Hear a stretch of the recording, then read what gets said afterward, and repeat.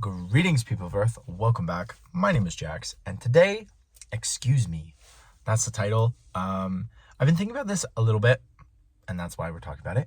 Uh, so I've come to the conclusion that people will excuse bad behavior. They'll excuse being offended. They'll excuse being insulted. They'll excuse any kind of thing that another person does if they really desire the person, if they care about the person, if they have a connection to the person, if they can try and justify what the person did because they have a motive to do so.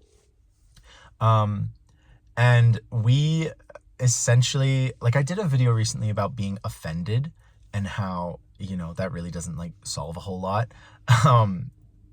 And it kind of connects to this, but basically what happens is, I'll be talking with a friend and they'll be dating somebody or having a problem with their parents or a family member or a friend or whatever. And eventually they'll complain about it and I'll say, oh my gosh, are you gonna cut them out of your life? Are you gonna, stop texting the boy, stop texting the girl, just get rid of them? And they're like, oh, I just might. And then a week later I'll talk to them and they're like, oh no, we're good now. It's all good. And you sort of excused this crazy thing that they did or, offensive thing they said, whatever it might be. And basically it comes down to, is this person worthy of being excused, being exonerated? I think a lot of people are very, very quick to do this.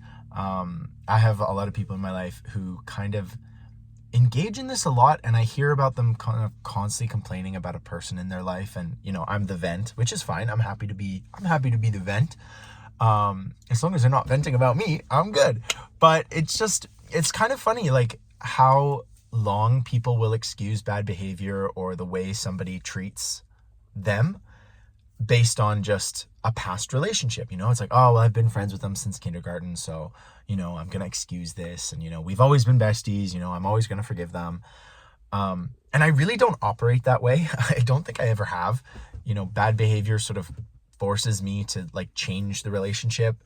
I've had issues with distant family members in the past where I sort of sit them down and I'm like, okay, so if this is going to continue to be a problem, then we are not going to have a relationship. I remember when I came out to my parents, I did it separately. I called my dad and said I was gay, and I called my mom and I said I was gay. And each conversation was a little bit different. Each conversation was kind of a different tone, different nuance, sort of expressing who I am and, sort of my relationship with that parent. But at the very end, I made the same statement to both of them. And I said, I don't really want to come out to your side of the family, but I do want you to just let everybody know, hey, Jack is gay, and I said to both my parents, if anyone in your respective sides of the family have a problem with me being gay, have a problem with it on religious grounds, or, they don't think it's appropriate, whatever, just let them know that I will not see them again. The relationship is over.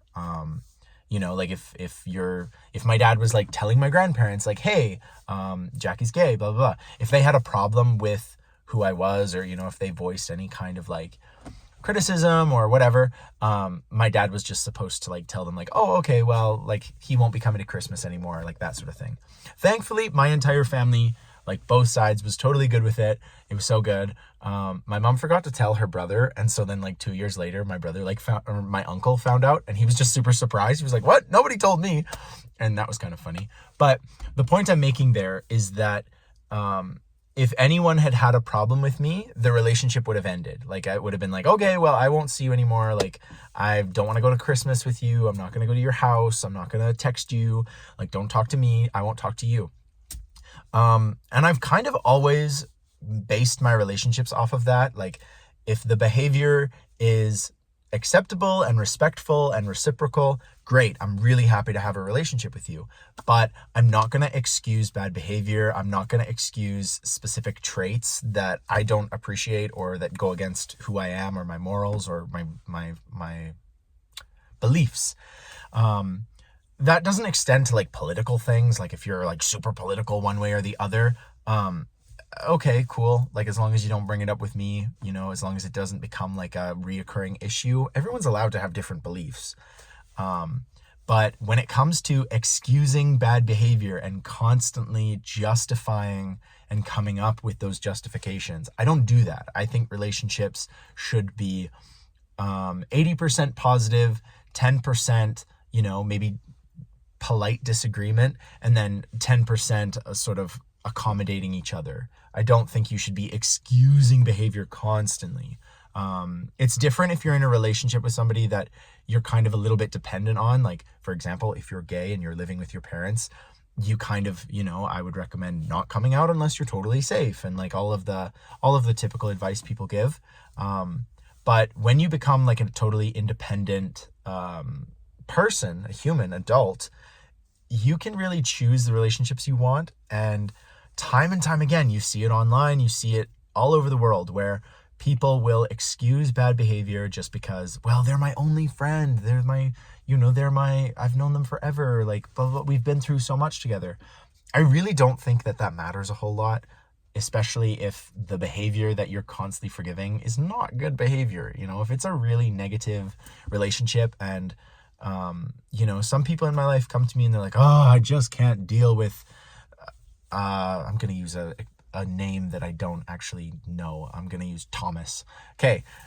Thomas is just, doing this stupid thing again, and I just can't believe. And they're constantly coming to me about Thomas and how Thomas is so annoying. Thomas doesn't make their life good. Thomas makes them feel bad. At some point I'm just going to say, why don't you consider getting rid of Thomas as a friend or as a person in your life? Because realistically, it doesn't make sense to continue that kind of relationship. It doesn't make sense to just keep excusing that behavior. And I get, like, some relationships, like, it's not all bad, it's not all good. There's a bit of a mix.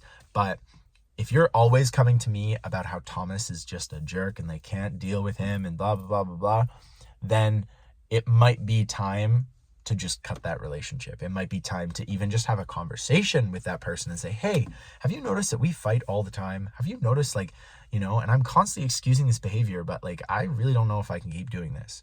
Like, that communication can maybe break down a few things and create some real change in that relationship. Because at the end of the day, do you really want a friend that's constantly dragging you, making you feel like garbage, not making you feel better, not motivating you, not making you a positive human being? I don't know. I don't have relationships where I excuse the behavior. Like, if there's an issue, I'm like, hey, by the way, you said this the other day, and I just want to, like, talk to you about it. And, I'm not trying to pick everything you say apart, but it just hit me kind of wrong. And, like, did you mean it like this? And why did you say it? I'm a pretty open and honest person with my relationships. And I think that leads to, like, very healthy, dynamic relationships that are pretty positive. So excuse me for my rant. I'm curious about what you think, as I always am. I hope you are having a beautiful day. Let me know what you think about this whole excusing bad behavior and how people just seem to justify bad friends because of, well, we've been friends forever. It's like, well, that's not a very good excuse for continually being friends with somebody. So anyway, thank you so much for listening. I hope you have a beautiful, beautiful day. And as always, I will talk to you tomorrow.